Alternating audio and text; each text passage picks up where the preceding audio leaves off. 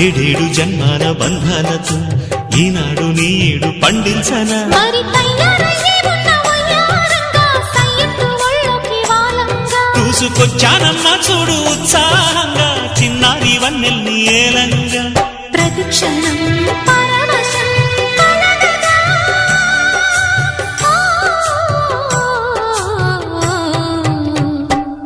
మనసా పలకవే మధుమాసపు కోయిలవై చెలిమే తెలుపవే చిగురాశల గీతికవై